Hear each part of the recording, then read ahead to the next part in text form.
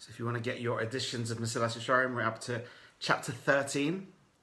We're going to start, please God, on Perek Yud Gimel, chapter 13 tonight. New chapter. It's exactly halfway through the book, even though I really think it will take them a lot shorter now because chapter 11 was huge. We took a lot of time on chapter 11, but I think now we're going to start going a lot faster pace. The goal actually tonight is to do the whole of chapter 13 tonight, Be'ez Hashem, to pick the cool parts of it and to give you the overview of the famous Perek Yud Gimel of this holy book. Nice to see everybody. Welcome from all around the world. Some of you are joining literally from the four corners of the earth. I was just saying to my friend Richard, because Richard spends time in Africa, and I said, that's one place we haven't really had anyone. And then Dafka last week, someone from Africa joined as well. So literally, Dalit Kanfos, it's the four corners of the earth, even in Turkey, we've got in Canada. Really, really lovely to see you all. Okay, let's begin, everybody. Let's begin.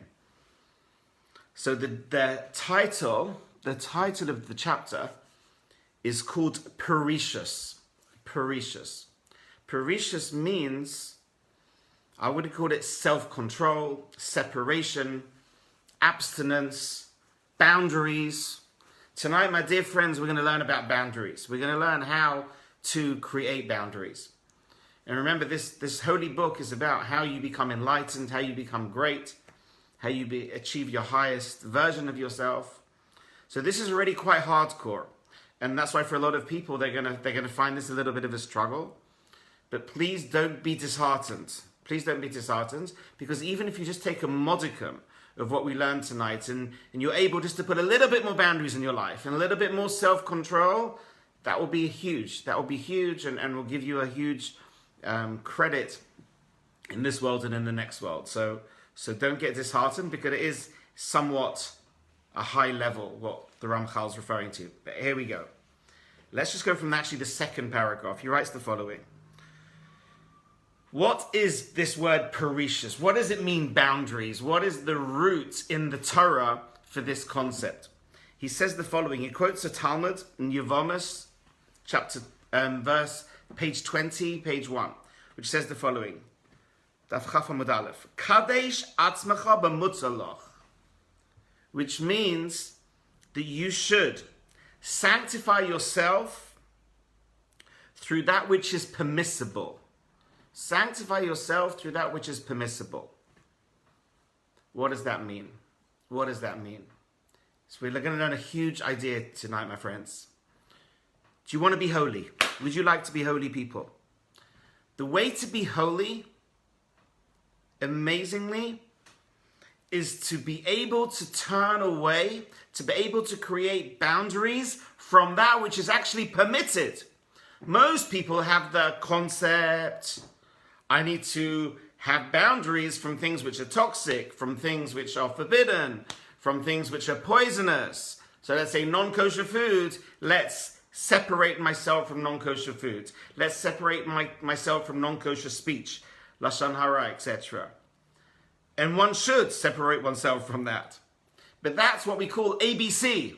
That's easy peasy. If you really want to get to this level of a chosid, this level of really pious, you have to learn to actually be able to withdraw and create boundaries from that which Hashem permitted. If you want to become superhuman, if you want to become Superman, you want to become a tzaddik and a tzaddikah, to garner the self-control, to allow you to be what's called a tzelem Elokim, to really be a replica of Hashem, we need to learn how to say no to even that which is permitted. Because when you do that, now Hashem is pshh. There's a big pshh there, which we have to explain what that means in a minute. So Kadesh atzmecha b'mutzaloch, and he says the following. This is the word abstinence, what it actually means. To abstain and distance oneself from something, to deny oneself that which is permissible with the aim of creating a boundary, preventing any contact with the actual prohibition. Nice to see you, Mandy, on Facebook. Long time no see. So what we're saying is something very deep, very deep. Let's say you have, welcome my dear friend James from Vienna. We have Austria in the house now. Here's the thing. Let's say, give an example. There's something poisonous. You know, people who are involved in laboratories, who are scientists, they're dealing with things which are poisonous, which is dangerous. They don't just have it on the table, just any Tom, Dick and Charlie can just access it. They lock it up under padlock, far away. Says the Ramchal, there's so much in this world which is so poisonous for us, which is toxic, which is dangerous. We have to learn how to withdraw, to keep a boundary, to learn to lock it up with a padlock, with a password on that padlock. For example, let's give you an example. Okay, and let's start with an easy example. You know, a lot of people say to me, Rabbi Hill, can I go to a vegetarian restaurant? Can I eat in a vegetarian? I don't eat in a non-kosher restaurant. Even it's quite interesting. I don't know if you saw in the news this week, a Jewish person went to a proper non-kosher restaurant and asked for something which wasn't pork. They didn't want any pork, and the restaurant got very angry. They got very, very angry, and they caused the whole stink. Literally, how dare you come and start typical Jews telling us what we can serve, what we can't serve. So that will teach you, number one, don't go to non-kosher restaurants serving pork. But let's even say a vegetarian restaurant.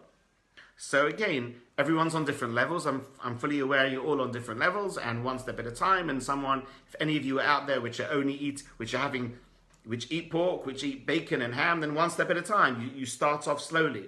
But ideally, let's say for the ones that are fully kosher, to go to a vegetarian restaurant is a problem, because let's say you try and have things which are kosher, before you know it, things could come in front of you. For example, the salads, you're not aware that actually there's a lot of rigorous halakha which goes into washing a salad. You know, Diane Lopi and my rabbi, my parents' rabbi, used to say to me, the only thing you can eat in a non-kosher vegetarian restaurant is, apart from a glass of water, you can have a cold slice of tomato, a slice of cucumber, and smoked salmon.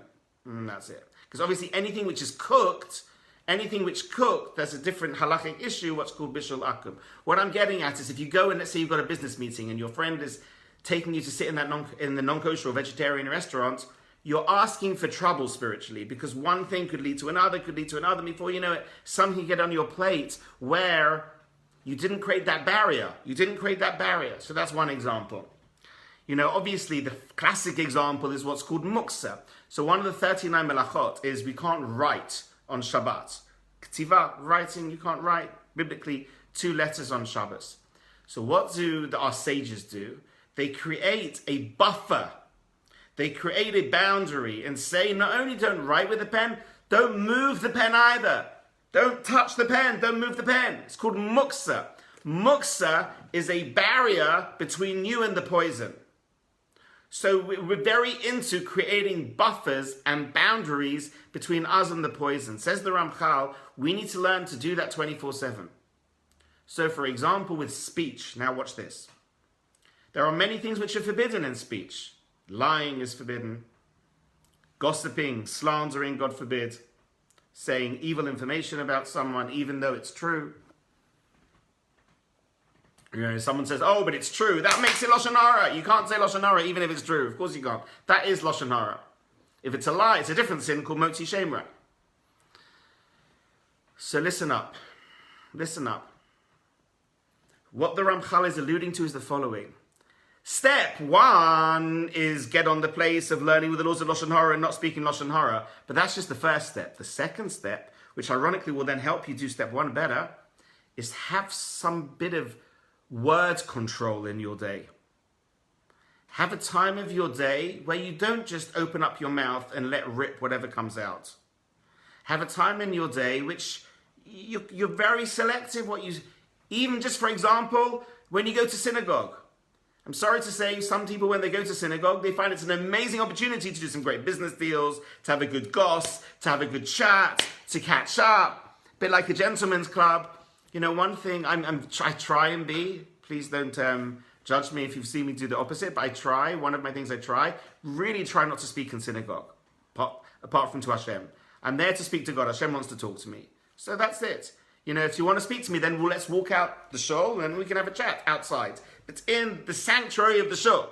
That's a palace where we've been invited for a one-on-one with Hashem, with the master of the universe. So let's not speak in shul. Even just like nice chat. I'm not even talking about, God forbid, Lashon Hara, or even, let's say, doing business. Right? Even just like, how was your holiday? Rather, have a how was your holiday conversation outside the shul. Because I'm saying you don't have to do that, but for me, that's one thing I try and work on, because what the Ramchal's saying is you have to learn to have control about something which is permitted. So in theory, it's permitted to speak in shul as long as the Sefer Torah is not being read, as long as the Chazan's not. But let's say there could be times when it could be okay to speak in shul. My advice to you would be, pick a point in your life where things are permitted, what the Ramchal is saying, and at that point, stop yourself. At that point, have some self-control. At that point, create some boundaries. Because we're either people that can create inner boundaries, which allows us then to be holy, or, God forbid, with someone, even if we are not doing the sins, we're not inhaling the poison, but that doesn't make you holy. Basically, you can be from, but not holy. You can be religious, but not holy. This is a book of trying to achieve holiness. Achieving holiness. One of the ways to achieve holiness, says the Ramchal, is this huge step called Prohibitions, having self-control, creating boundaries. So let's another example. So there's this story, I like my stories. So about the Chofetz Chaim, great Chofetz Chaim. So the Chofetz Chaim went to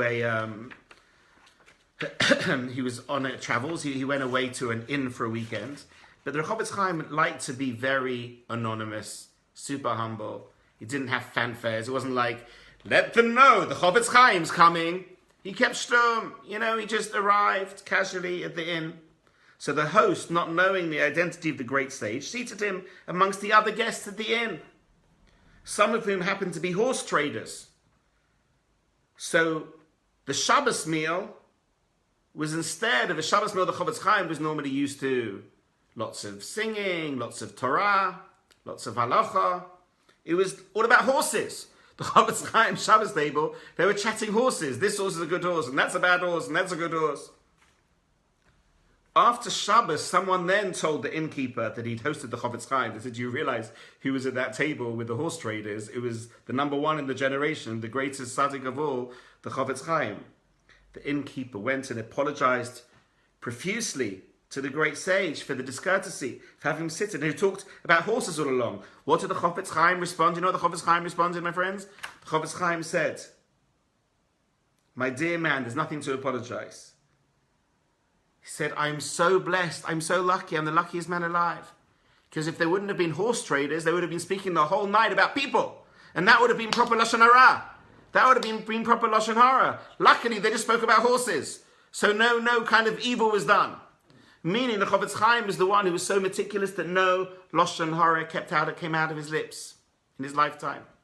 Nada. How do you do that? From creating boundaries in yourself. For things which are even permitted. Even permitted. Now again, you're all on different journeys. It's going to be very complicated how to make it very practical for each of you because you're all coming from different places. What I would say is the following. The Rambam in the amazing masterpiece called Hilchot Dayot writes, the goal of character traits is to find the middle way. To find the midpoint. To find the midpoint. And therefore, I would say the following. Those of you, let's talk about chatting for a minute. Who are great chatters, who are good schmoozers. They love to chat. Love to chat. Now again, just to even connect it to these sedras, Avraham Avinu is chesed. He was a chatter. He was the biggest schmoozer. He loved to schmooze. He was about chesed. He was about acts of kindness, caring, empathy, sympathy. His other extreme was his wife, Sarah, who was all about Gvura, who embodied boundaries, to the extent that last week's Sedra, when the angels came, she was literally in the tent. She had such boundaries. She was so modest. She wasn't even in the public persona. And their job, according to Chazal, is to balance each other. Is that Avram Avinu at times learns how to go to the other extreme. He has to learn at times to be someone who is controlling his chesed. That's in a sense why Hashem says, kill your son. Because that's the antithesis of chesed. And for Sarah, it was very easy in a way to send away Ishmael. You know the story where they had another, Abraham had a first son of Ishmael with Hagar, who has a very bad influence on Yitzchak. They were causing lots of trouble, and Abraham didn't want to send him away because, again, he maybe struggled with saying no. He maybe struggled with boundaries. Sarah was straight away, get him out! Him and Hagar, out! Chuck him out! It was easy for her to say that. So for Sarah, she had to learn maybe to be very super hospitable, which was what we again had last week said to her. Abraham says to Sarah, come on, lots of guests are coming, let's get the food ready. So our job is to come out of our comfort zone. So my point is the following. For those of you who are maybe more like the Sarah types, which is also Yitzchak, people who are very gvura, people who find it very easy to make boundaries. So then be careful to make extra boundaries, especially if it involves other people. Like maybe don't be a tzaddik on someone else's cheshbon, you say. Don't be very righteous if someone else is going to bear the brunt of your holiness. Are you with me? If someone's not a good speaker as it is, don't think, okay, now I'm never going to speak at all. And then your spouse is like, okay, really not going to have a good marriage now. So that's not going to be good, okay? But the person who's the Avraham personality type, if any of you do struggle with boundaries, so then it would be a good idea to be a little bit more selective in your speech. Maybe to find a time, not just like at 3 a.m, but a time maybe in the day when I'm going to be really careful what I say. I'm going to maybe say a bit less. Listen, some tzaddikim recommend people should do what's called a tanis dibur. Have a whole day where you don't speak. You know, when I was in Uman on Rosh Hashanah, I came across one of my old friends, I hadn't seen for many years. I said, hey, how you doing? He's like, I said, sorry.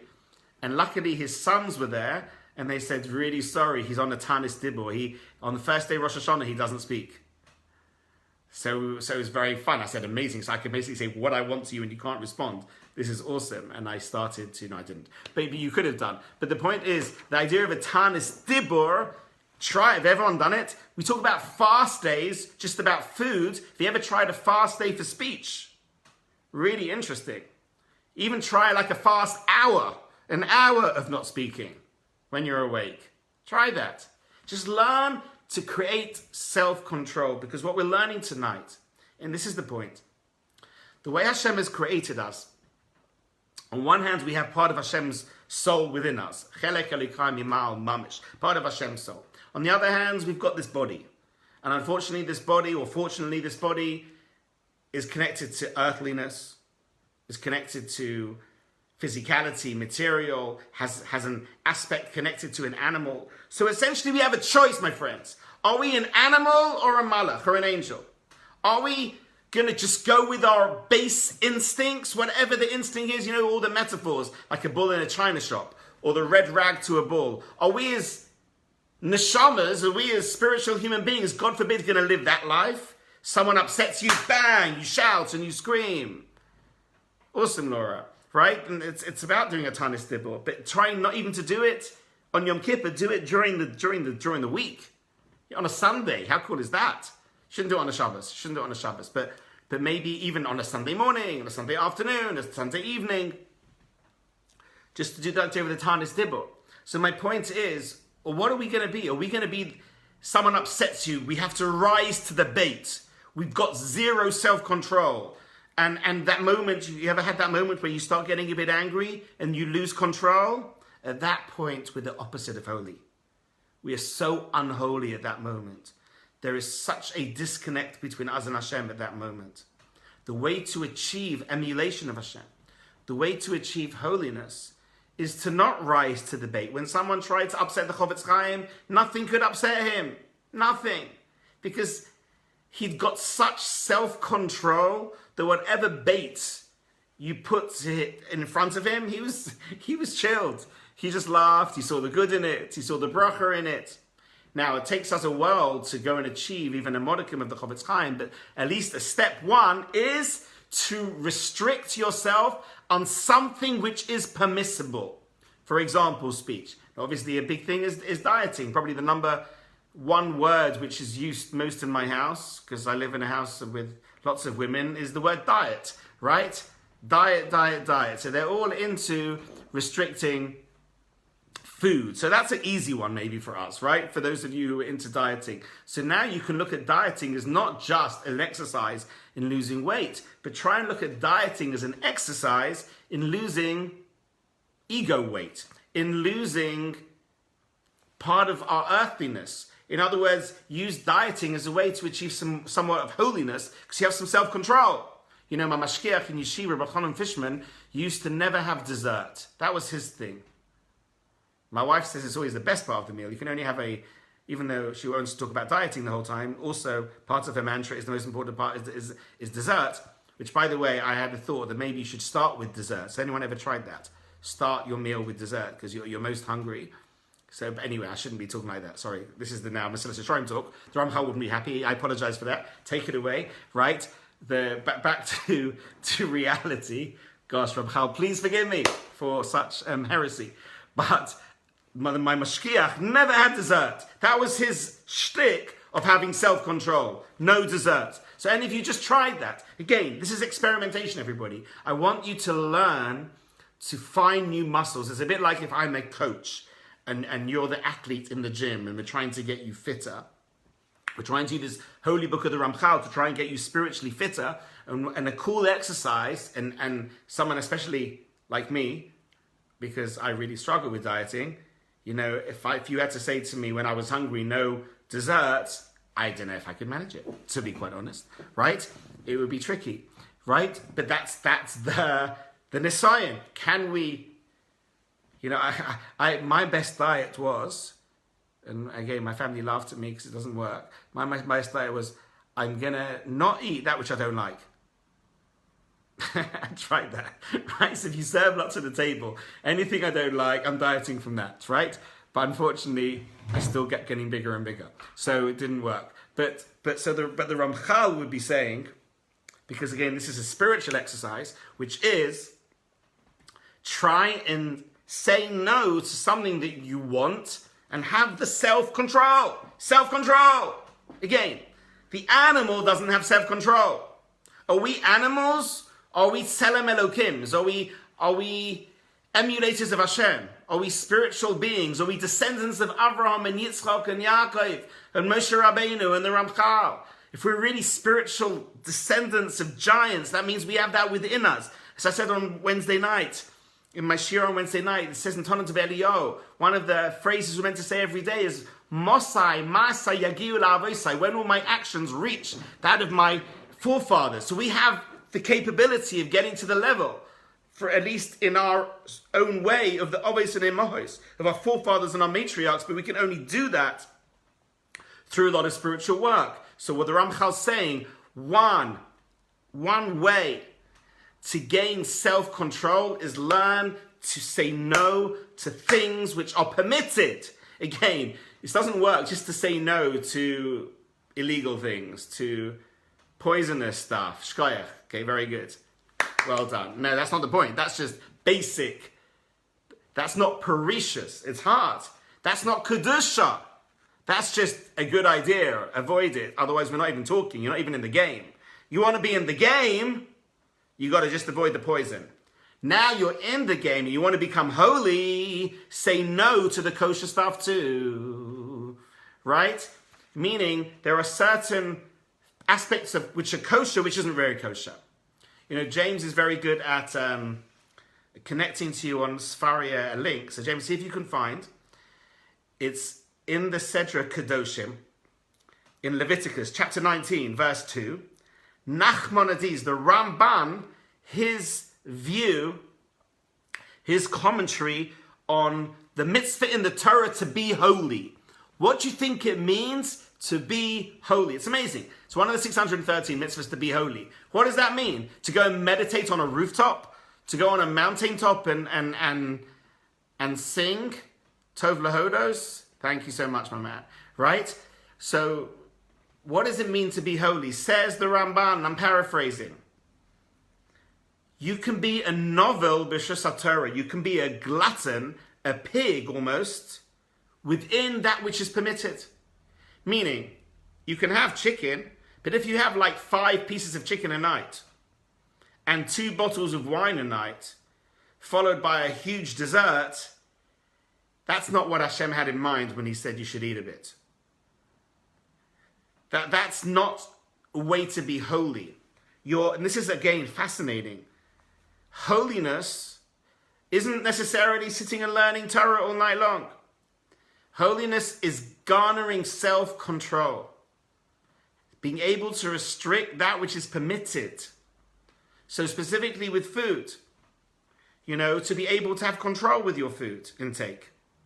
1. 2, and by the way, it's never been harder, you should know.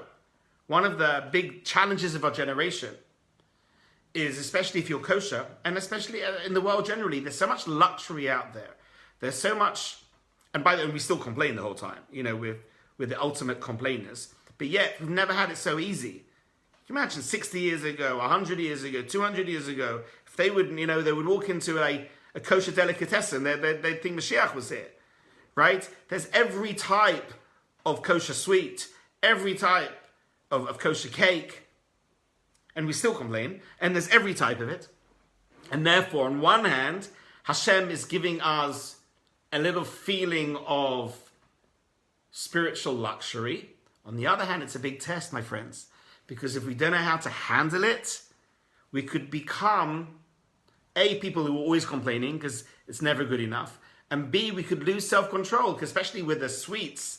Like the sweeter it is, and we're just going for every sweet, after every sweet, after every sweet, and we haven't got control, then A, you have teeth like mine, which by the way is only good for my dentist, but everyone else is not good for, right? And it's spiritually unhealthy to be able to not have sugar control, for example. So what I'm trying to say is it's on one hand never been harder because we have so much luxury in front of us, and even in the shops you can just go on Deliveroo and get it literally delivered, anything you want to your door, like the manna from heaven. It's like we're living back in the time of the Torah again, when the snowflakes would come to our door. Now you literally just press on the app, and before you know it, any type of food you want under the sun comes to your door. But unfortunately, it's a test. It's a test because if we don't do it with control, if we don't do it with actually making a blessing before, making a blessing after, having gratitude, having appreciation, and if we're doing it from a place of we're self-entitled and a lack of self-control, it's not going to make us holy. Explains the Ramban. The way to achieve this pasuk in the Torah of Kadoshim to you, which James put on Sfaria, the link, it's to be self-control in that which is permitted. That which is permitted. So, words are permitted, but are you in control of your words? Food is permitted, but are you in control of your food? Exercise is permitted, but are you in control of your exercise? Some people are addicts to exercise. And etc., etc. There's obviously, can think about it, there's going to be so many examples. Whatever works for you, my homework for you. So I think the real way we can gain most from this holy book, that the Ramchal, is to take on homework every week. So I hope if you're okay, we're going to really start giving out homework every week now, because to start internalizing this sefer, it shouldn't be like an hour of theory and then next week another hour of theory.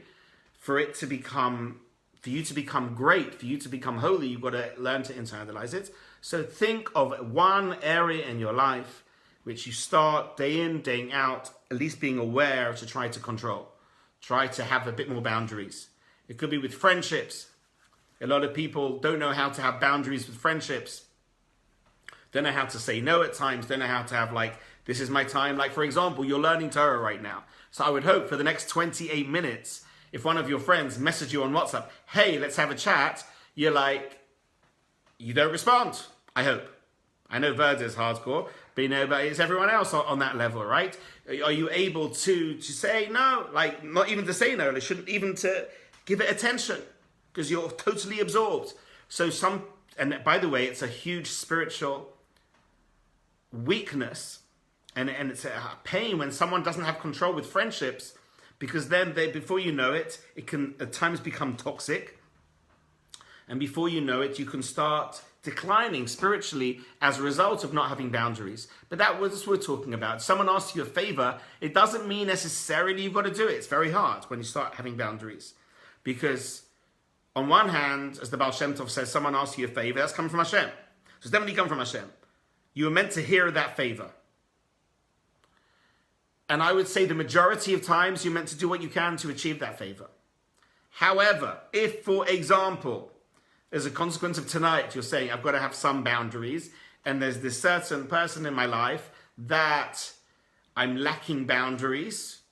So as long as it's not a sin, right? If it's someone that the Torah instructs you not to have boundaries, then, but if it's just let's say a friend that it's a bit of a toxic relationship, and they ask you for a favor, and this is what you're trying to take on from the class, to have more boundaries, then you say, actually, I can't do it this time. Maybe next time, maybe in this time, maybe on a Sunday I'm available. I think it's really important when you're saying no to someone, do you also give them a time when you can do it? When there is an opportunity that you can be there. You shouldn't just make a blanket never, right? Just don't say no. Just say, I can't do it now. Maybe I've got a bit of a free evening on Thursday evening. I can maybe help you out on Thursday evening with pleasure. But just because someone asks for something doesn't necessarily mean you've got to drop everything. And so, by the way, it's going to be a lot about self-dignity, self-esteem. Some people with a very low self-esteem feels the need to people please the whole time. So whatever someone asks, I want to help. I want to say yes, yes, yes, yes, yes. Because we've got such a lacking of self-esteem. So we're trying to ingest, right, like someone else likes you for a moment, then it makes you feel okay, then everything you think is going to be okay, which by the way it isn't, because if you've got lack of self-esteem and if you're trying to people please, whatever you do, you still will feel low, because until you fill that hole with love you have for yourself, you're not going to feel better. But my point is, someone with low self-esteem, often they really, really struggle with boundaries with people. And what the Ramchal is suggesting is, in order to grow, in order to be holy, learn how to have boundaries. Sleep's another thing. For many people, sleep could be one of two things. For some people, they love sleep so much. They're sleeping way too much. I literally had a friend of mine. It was the most funniest thing. He loved sleep so much. I'm not even kidding. He loved sleep so much. He said to me, you know what, Avi, I realized I set myself an alarm at 3:30. Why? So he woke up and said, I can go back to sleep now and enjoy it. His problem was he enjoyed sleep so much, he was upset because he was asleep, so he couldn't enjoy the sleep. So he wanted to consciously have a geschmack and enjoy his sleep, so the sausage woke himself up in order that he can enjoy the sleep. That's really messed up, my friends. That's super messed up. That is definitely not holy. So what I'm trying to say is, for someone who's sleeping 9, 10, 11 hours a day, cut down the sleep. Cut down the sleep. The Rambam says it should be between 6 and 8. It should be between 6 and 8 hours. Unless you're a super tzaddik, and then to be honest, the Chazon Ish would spend days without sleep and then sleep for 6 hours. Or the classic thing, some tzaddikim, they have maybe 3 hours sleep. They sleep normally between 1:30 and 4:30 of Hillel. The tzaddik behind there, that rabbi there behind me, he sleeps maybe like between 2 o'clock and 4:30. He's up for sunrise, already preparing not just to daven for sunrise, he goes to the mikveh first, and you could call him up at midnight and he'll answer your call. Because he doesn't, really great people, really, really great people sleep very, very little. But as mere mortals, when we try and do that, we normally crash and burn, and therefore it's not healthy, because this is the critical thing. There's a mitzvah to look after your body. So you have to eat the right amount, and sleep the right amount, and exercise the right amount, and you've got to be healthy. If you're not physically healthy, you're not going to be a spiritual giant for Hashem. On the other hand, someone who's sleeping too much, that's something to maybe limit. In other words, sleep is something seemingly neutral, and that's the way to be holy. You find holiness by restricting yourselves on that which is ostensibly neutral. That's the point.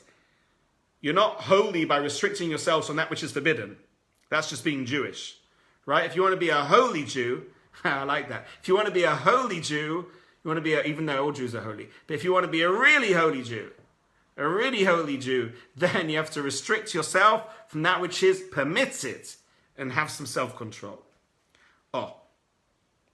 Business is another good one. No work. How many people are addicted to work? How many people are working not 9 to 5, but almost 5 to 9, 5 a.m. to 9 p.m., right? Sometimes we can work way too much.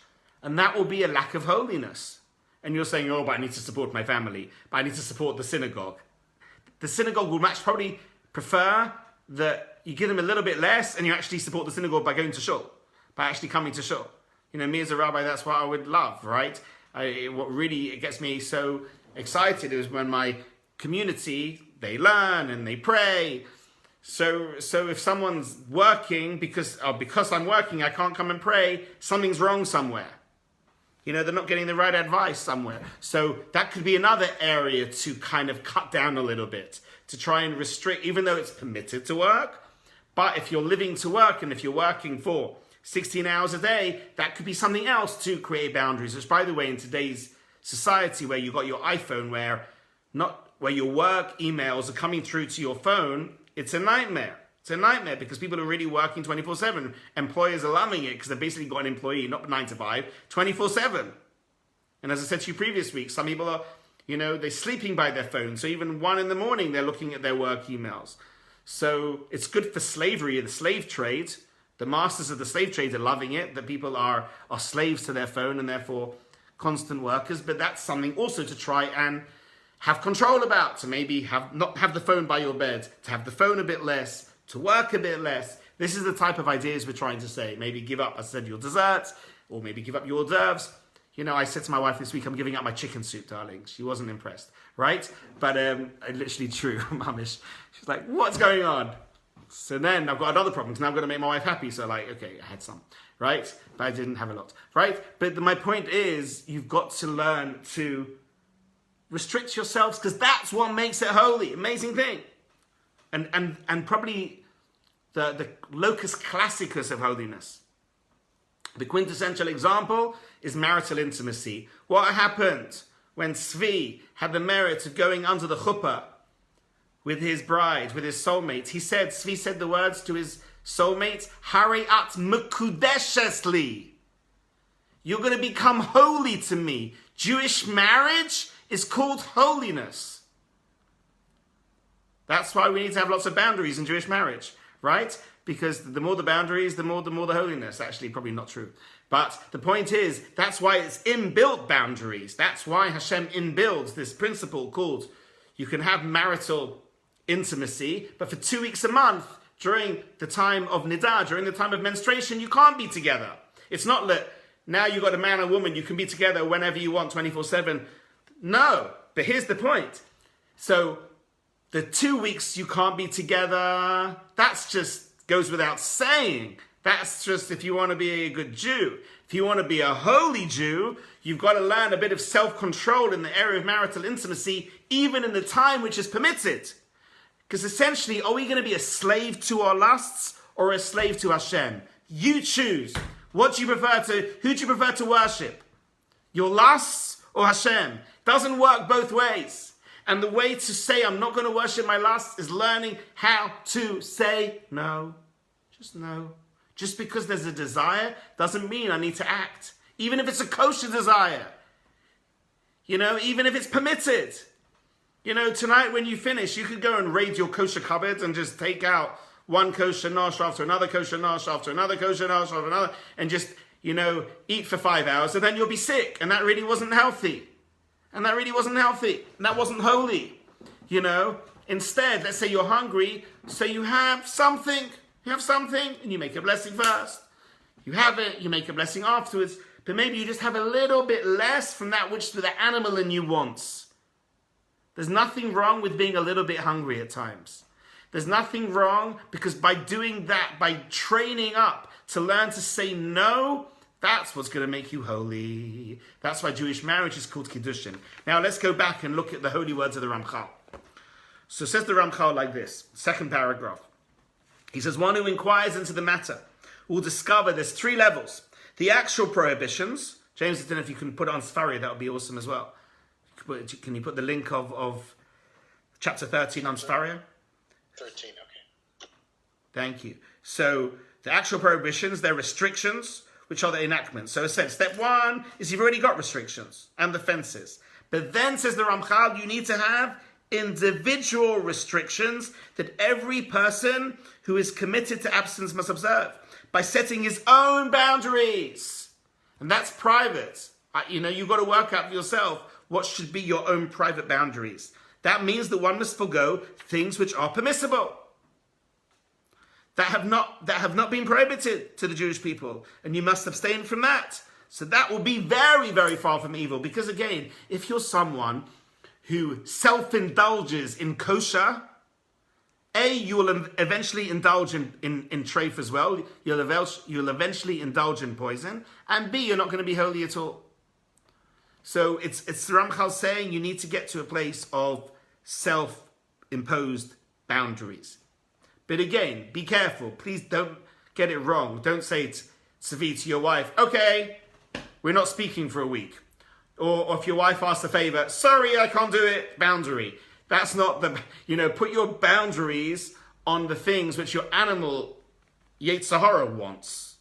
That's the point. You with me, everybody? The things that your evil inclination desires. That's what you put the bound, not what your loved one asks of you to help. Oh, then all of a sudden you put the boundaries up. Then you've really missed the whole point.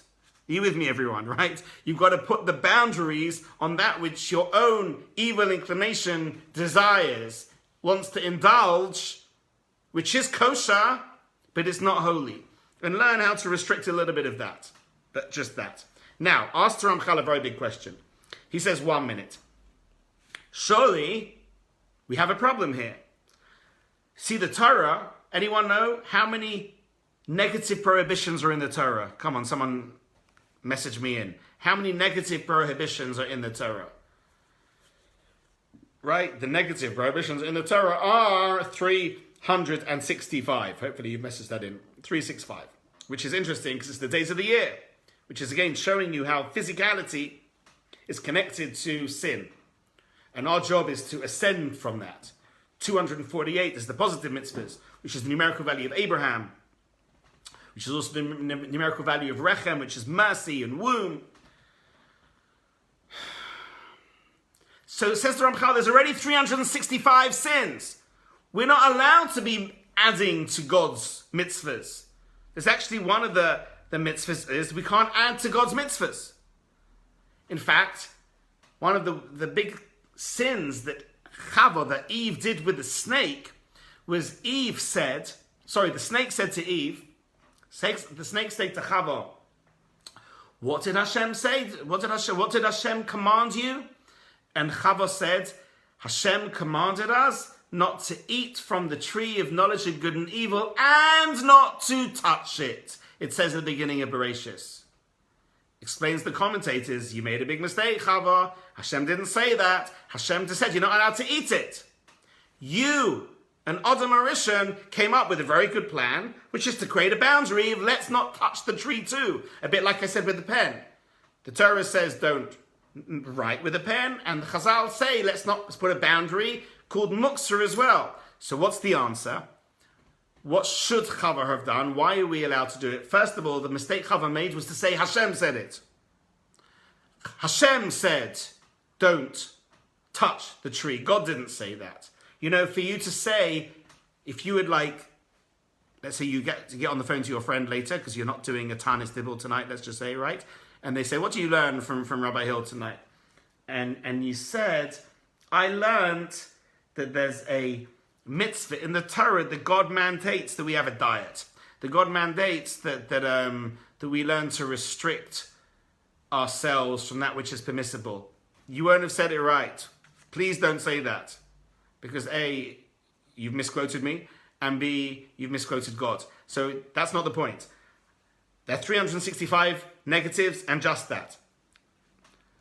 But, and there's the but, if you want to own the Torah, as I said, if you want to be a holy Jew, then we need to learn a little bit of inner self-control, a little bit driving, right? If you want to if you want to drive a car, and you don't want to go crashing, you've got to have lessons, and you've got to have the control of when to stop, when to go fast, when to go slow, when to go right. The Torah, in a way, is this very complex spiritual system, which if you want to not crash, if you want to not mess the system up, which by the way Chava did in the minute one, Aaron Adam did within the first hour, we messed up the system.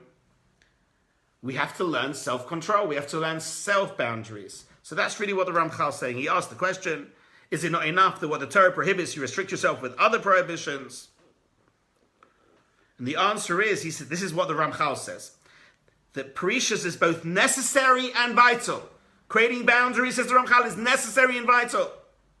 Why? Our sages cautioned us about this and said, you shall be holy. You shall separate. Whoever fasts voluntary is referred to as holy. And the famous case of the Nazarite. The Nazarite is the spiritual individual who withholds himself from alcohol and withholds himself from cutting hair. The righteous says in the book of Proverbs, Tzadik oichel l'soiva nafshay.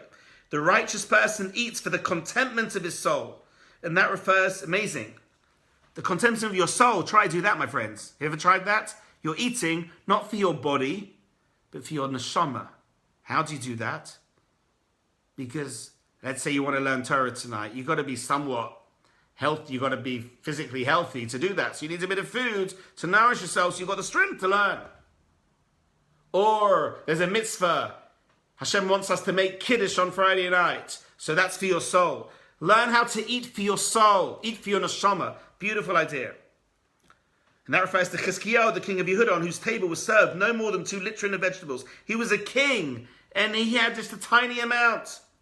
They also said about Rabbi Yehuda HaNasi, one of the wealthiest men, that when he was a prince, that when he was dying, he held up his 10 fingers and said, it was known to you that I have not derived any pleasure from this world, even with 1 finger. Can you say that? Of course we can't. You've derived pleasure probably in the past 2 hours. Now again, we're not meant to be on that level, but to gain on that level, we need to begin the process of self-control. And he has another example. He says, before one prays, the words of Torah be absorbed in his innards. Let him pray that food and drink not be absorbed there. Meaning, all of these statements, says the Ramchal, listen up, explicitly teach us the need for parishas, the need for abstinence, and its compulsory nature. Through, of course, we must still explain the statements to teach the opposite. And then how do we resolve the contradiction? Because really, as we say in yeshiva, it's still a good kasha. It's still a very good question. Because we ask the question, you're not allowed to add to mitzvahs. And there's already 365 negatives. Why are we adding? And he explains the following. There are obviously many fundamental distinctions involved. There's a type of abstinence that we've been commanded about. And there's also undesirable abstinence. So, for example, King Solomon says in the book of Koheles, Al tiet tzadik harbe. Don't be too much of a tzaddik. Meaning, if you start, let's say, putting tremendous fast on yourself, or you start putting huge stringencies on other people, or God forbid, you start lashing yourself, right? You start doing all very strange things. That's not what Hashem wants. That's not what Hashem wants. However, what we've said tonight is absolutely pivotal, because you can't be a God-fearing, holy Jew if you haven't got any self-control in you. If you're someone that whenever there's a lust, you run to it like a bull is running to the red flag, then we're animalistic. Then unfortunately we're not holy. We can be kosher, but we're not holy kosher. And then so he uses food and drink. He uses food and drink. He says, for example, food and drink, when free of all dietary prohibitions are permitted, however filling the stomach leads to one's rebellions against Hashem. In other words, you shouldn't have a meal where always you're left stuffed. You're left, I don't know why I'm telling you these stories. It's kind of the opposite of what I'm trying to describe. Hey ho, c'est la vie. You know the restaurant where you had this Argentinian eat what you can restaurant. Anyone been to any of those? Papagayo, that's right. I just put it in my head. Papagayo, right? You could be in these restaurants. So it's very, very dangerous for like Jewish people to come to restaurants like this, because We're not good drinkers, but we're very good eaters. Very, very good eaters. So I found some of these holy Jews, and I couldn't believe what I was seeing. They order everything. They eat it all. I can't even believe what I'm going to say. Then they literally, I had to see with my own eyes, he lay down, him and his friend, lay down on the bench, had a sleep, went to sleep, and then woke up and now ordered another whole course, right? Because they just wanted so they were literally indulging upon indulgence upon indulgence, to the extent where I'm sure people were being sick in the toilet and vomiting and then come back and eating more. My friends, that's not a Kiddush Hashem. That's not why Hashem made us. Hashem didn't make us to see how best can you resemble a cow in the field. I think you're very similar to a cow. Or you're very similar to a pig. Well done. That's not what Hashem wants. Hashem wants us to be similar to Avraham and Yitzchak and Yaakov and the Ramchal. And the way we're similar to that is by not getting stuffed on meals the whole time. Ask James, what about Shabbos Kodesh? Oh, good question. So again, a little bit different because because your food on Shabbos is mamash, food for your soul, and it's meant to be of a higher standard, right? So if you have a wine, save your nicest wine for Shabbos. If you have a dessert, save the nicest dessert for Shabbos. But here's the point, James. Even then, bit of self-control. You don't have to eat anything that's moving or not moving, as the case may be, right? It doesn't have to be like every single thing that's taken out from the kitchen. I've got to try it all. It's Shabbos, right? The point is, save a bit of space where you can feel there's a bit of space and say, okay, Hashem, that's for precious. A little bit. I'm not saying it's forbidden to starve on Shabbos. It's forbidden to have a fast on Shabbos. But I think there's a world of difference between fasting and eating till we're stuffed. Having a little bit of self-control. I have to be honest, sometimes you go to a wedding, especially the receptions. By the way, again, I'm using all these stories, it's really probably not what I had in mind. But a while ago, the first time I went to one of these really beautiful, fancy weddings, where the reception is like this, being back in Papagayo, where all the best meats are coming out. Me and my wife are like, no, it's the meal afterwards. So no. We won't eat in the reception. We'll just wait for the meal. And then we came to the meal. There was no food, right? So we said, forget that. From now on, not making that mistake anymore. Obviously, from now on, the good food's in the reception. But it's troublesome because you watch in the reception. I was actually watching people. They were trying to work out where the waiter's coming out of the kitchen from to pounce on the waiter to make sure that they got their best food. And people are literally just using the reception as a chance to eat for the week and really to feed the whole of China, and it's really unhealthy. So before you know it, even though James says, it's a mitzvah to eat at a wedding, but not to eat like a horse at a wedding, right? If we eat like horse at a wedding when we're human beings, not horses, we ain't done a mitzvah and it ain't very holy. And it's just about, do you know what? I'm sure in Shemaim, when this amazing food comes out, which you're no longer hungry, and it's quite nice, and in previous years you would have pounced, and you say, no, I've learned the holy words of the Ramchal. Hashem, I'm going to show you that I come from the ancestry of Avraham and Yitzchak and Yaakov. I don't come from the ancestry of Daisy the cow, right? I'm not coming from cows, right? I'm not coming from pigs. I'm coming from Avraham, Yitzchak and Yaakov. So I'm going to say no. In Shamayim, they're all like clapping and they're dancing and they're saying, wow, look what you've achieved. Exactly. You've managed to elevate yourself and show holiness. It's an amazing thing. You could achieve a spiritual growth more perhaps from having that self-control. Again, I'm not talking about when something comes out of the wedding that you don't like. Oh, I'm saying no to this now. Shkoyach, very good, right? I'm talking about, or I'm allergic to it, right? Forget that, right? I'm saying no to that which I'm allergic to. Normally, I would have eaten it. Something that you normally would have eaten. In previous years, you would have eaten, and you're saying no to it. Kedusha. That's holiness. That's holiness. That's what the Ramchal is saying here.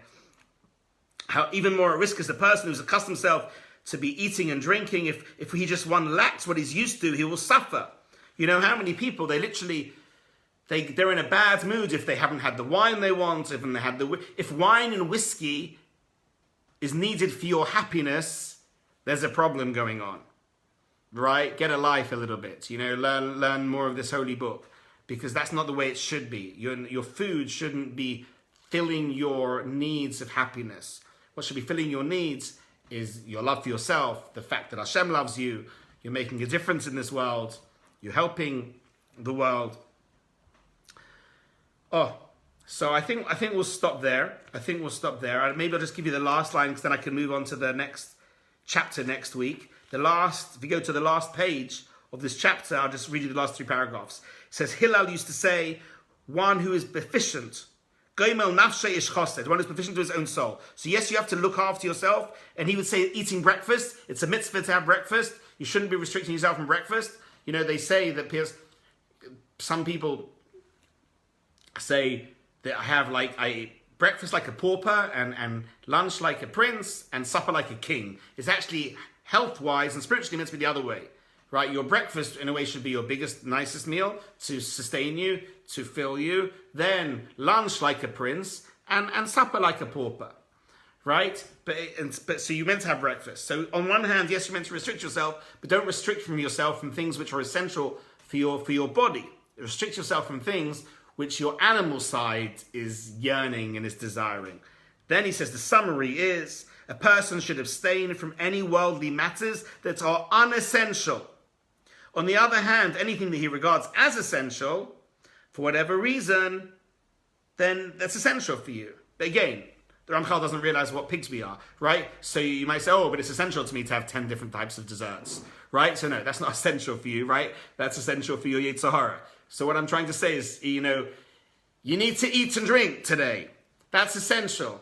But to have this upon that, you don't need that. And then the final paragraph, he said this is a sound rule, yet the application of the specifics is your own seichel. He quotes from Proverbs chapter 12, "V'lefi sichla yehulel ish." A person will be extolled in accordance with his degree of intelligence, meaning you're all on a different journey. You all have you're all at a different place in the game. So you've all got to take this on what works for you and have that self-awareness to know what's doable, what's realistic, what's holy. Hopefully, with Hashem's help, I've explained the concept well enough tonight that now you can do what the real key work is, implement it in your own spiritual life. And that is the first chapter of Prohibitions. Chapter 14 continues this theme about what's called Chelkei Prohibitions. Thank you so much for joining. Please, if everybody can join me, I've got a special guest this Wednesday night, one of the legendary speakers of our time, Rabbi Dr. Akiva Tatz, a little bit earlier than our normal time, 7 p.m. UK time, 9 p.m. US time, Israel time, and it's an amazing talk, and it's only on Zoom only, so just message me if you don't have my Zoom, message me it's just the regular Zoom that you used tonight.